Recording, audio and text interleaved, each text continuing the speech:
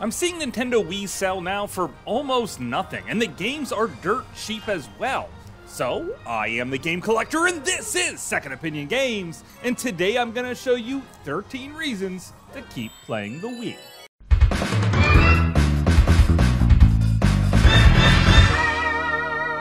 Second Opinion Games.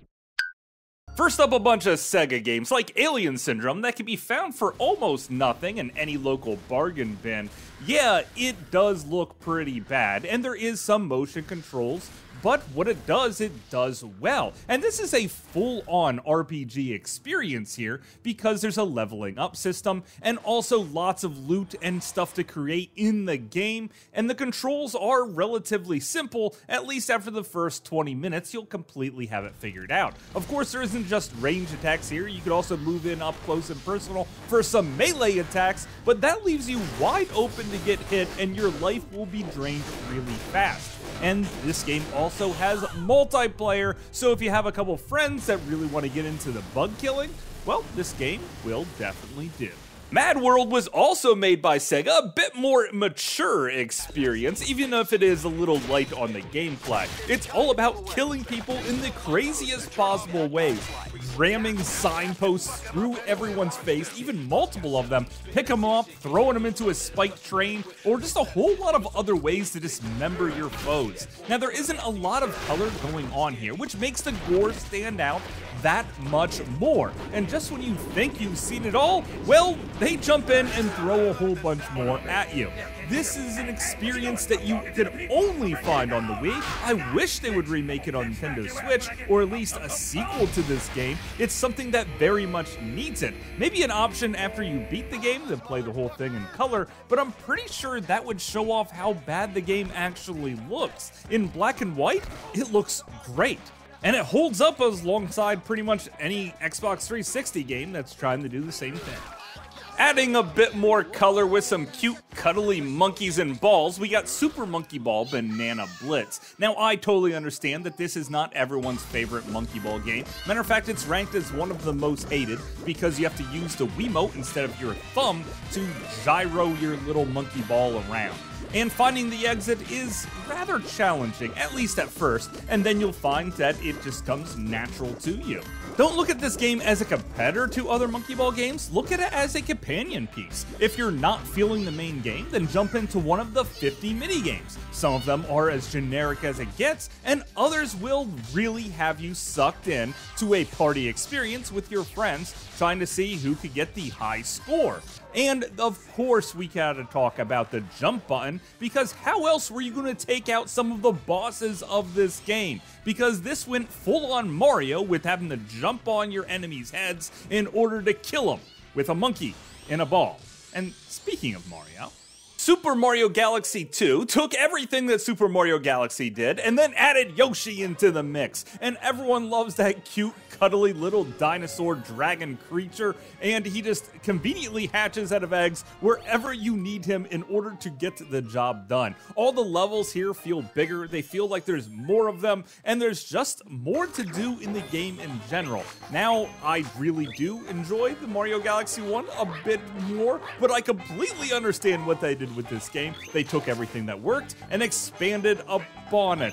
And this wasn't the only Mario game we seen on this system, because of course you gotta go with Super Mario Bros. Wii, which is also known as Super Mario Bros. Jerks, because if you play with a friend, they're gonna pick you up and throw you into a pit, and it is gonna start a lot of fights. If you play by yourself though, you'll find out that this is one of the best Mario experiences that goes by the Nintendo philosophy: easy to learn, hard to master. For example, did you know you can make it through the entire game without touching the run button even once? But of course, if you want to find all of those extra giant gold coins, you're gonna have to break out every skill that you have and a few that you haven't yet mastered in order to complete this game. A lot of people are playing Metroid Prime on their Switch now, but how about the first time it got remade for the Wii? That's right, we have Metroid Prime Trilogy. All three games using the waggle controls, and it feels quite good, actually. So if you want a cheaper way to play, well, okay, it's not cheaper. You're gonna pay quite a bit of money for this awesome trilogy, but it's worth every penny because you get 3 games on 1 disc. I don't know what type of black magic they were doing in order to push all of the games on 1 disc, but they did it, and they did it beautifully. So of course, Metroid Prime is one of the best games ever, and the fact that you can play it remade sort of for your Wii with better controls than the GameCube, arguably, I guess you could say here and there, but they made it work is what I'm saying. And you also have Metroid Prime 2 and Metroid Prime 3, which is a darn right masterpiece. Eventually, these games are going to be remade and charging you a crap ton of money when you could just pay the money now and play them on the Wii for a lot cheaper, and you don't have to wait. Of course, my biggest problem with the game is it doesn't give you an option to use this GameCube controller that is Metroid themed. So instead, I have to play COD Black Ops with the Metroid controller, because that feels natural. I know, why would you want to play this game on the Wii when you could be playing it on the Xbox 360 or maybe even a more modern console with much more beautiful graphics? Well, that's kind of the point. I want to see all of the corners they cut in order to force this game onto the Wii. You could also play with the waggle controls if you really want to, but for me, it's the Samus Aran GameCube controller all of the way. And I have a great time every time I put this one in my little system. Of course, I play on the Wii U because the graphics are upscaled and everything's cleaned up a little bit better, which sort of takes away from the fact that I wanted to see how bad it looked on the Wii itself. I know, I'm a confusing person, but just go with it. It's still one of the best shooters on the system, and I think everyone should give it a try. Of course, there's other types of shooters like Dead Space Extraction. Because the Wii was terrific at light gun games, no one could ever say anything else. You got House of the Dead 2 and House of the Dead Overkill, and just a whole lot of other great shooters, but Dead Space Extraction sets the mood like none other. Probably because the pacing is a little bit slower. You also don't have so much ammo at your disposal, so you always feel a lot of tension, and you feel like you're going to die at any point in time. You also have an alternate mode of fire because these weapons are construction pieces, so you have to rivet things into place and little mini games like that. The story is compelling and vast, and it even makes you question your own sanity. Like when you get older and things just aren't what they seem. Are you gonna be really you anymore? It just makes me think of all of these dark things that I don't want to think about. I gotta say, this makes this one of the most compelling gaming experiences I think I ever had. And I just crap myself because this game is freaking scary as heck. A lighter, different kind of shooter is Castle of Shimagami 3. Now, if you like the shmups, then this game is clearly for you. I'm not saying it's the very best shmup ever made, what I am saying is that the dialogue trees here are the very best of any shmup ever made. They intentionally do not make any sense whatsoever. So you could pick any one of these beautiful characters, and you could even play through another mode where you could pick 2 of the awesome characters. So if you get really good with one, you could also hear the different types of dialogue choices that they make through the entire game. Now, each of them has their own specific bombs, so I recommend playing as the green-haired girl, because not only is she the most ridiculous in her dialogue choices, but she can also freeze time, which gives you an open opportunity to destroy every boss incredibly fast. It's cartoony, it's fun, it's light, and is just the perfect way to test your reflexes. Another game that might make you feel like a ninja is Muramasa, the Demon Blade. In this beautiful hand-drawn art style game, you run around as sort of a Metroidvania style layout and hack and slash everyone to bits. Of course, sometimes your swords might break, so then you have to pull out a new one and cut everyone down. They do fix themselves over time, and as you complete sections of the game, you will get different swords that allow different abilities. There's also some crafting of some items and other things like that. It's just one of those vast games that you really have to play and experience it for yourself to fully understand. Also, there's lightning fast mechanics here. The bosses are freaking huge, and they make you feel like a total wicked ninja. Kinda like No More Heroes 2, desperate struggles. The gore is back because the blood keeps flying everywhere. Made by Pseudo51 and Grasshopper Studios, you know this is gonna be ridiculous because you can turn into a freaking tiger and maul people down.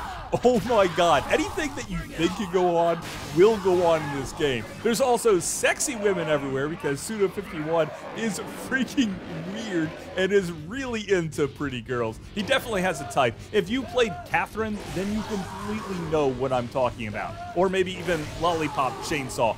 This game, though, has it all, including mini-games that are 8-bit inspired and ridiculously fun and addictive to play. And you're going to want to play them because it gives you money in-game, which then you could upgrade your weapons, and you can still also play with that GameCube controller thing and cut everyone down with that instead of the stupid motion controls. No wonder why they ported this over to the PlayStation 3 or 4 or whatever the heck they did. I don't care because I'm still playing it on the Wii because it still looks gorgeous and it's a ridiculously fast experience.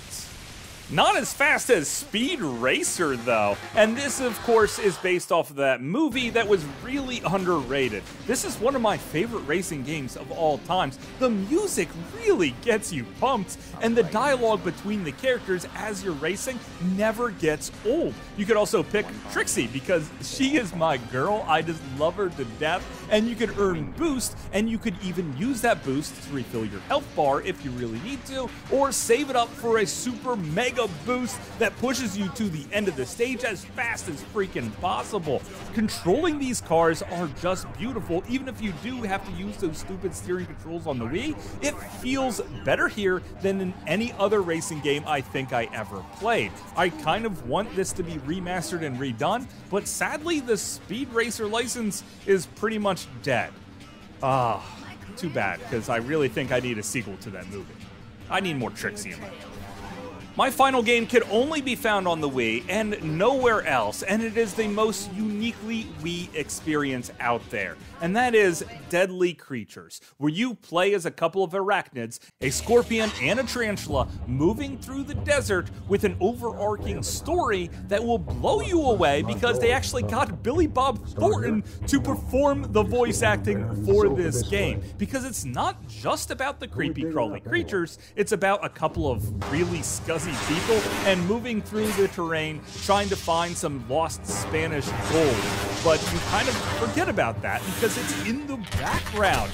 And the fact that they just show you little glimpses of things that you want to see more of, you never really get lost even though you play as a creepy crawly that can walk up walls because you can just press the number 2 button and it sort of crazy taxis your way in order to get to where you're going. And also there's a lot of tension here between all of the different creatures that want to kill you, and the music in the background just sort of sets the mood that this is not only a bug beat 'em up, but it's also a bit of a horror game mixed all together with the waggle controls that seem to all work seamlessly. Just like a lot of the other games I talked about today, and that's why I'm gonna keep playing the Wii. But of course, that's just my opinion. Thanks for watching. Yeah, Rika isn't even born at this point yet. My apologies. Do we really need to do battle? This won't be easy. This wouldn't be a very good game if the boss ran away. Fight, let me see. Hopefully you guys enjoyed this video. I had a great time making it, and guess what? This isn't even my top 10 Wii games, so that's gonna come out pretty darn soon. So if you enjoyed the Wii as much as I do, make sure you hit that subscribe button, and please give me ideas in the comment box down below, because I try to listen to you guys out there, unlike some of the other big YouTubers. So until later, I will see you again, guys.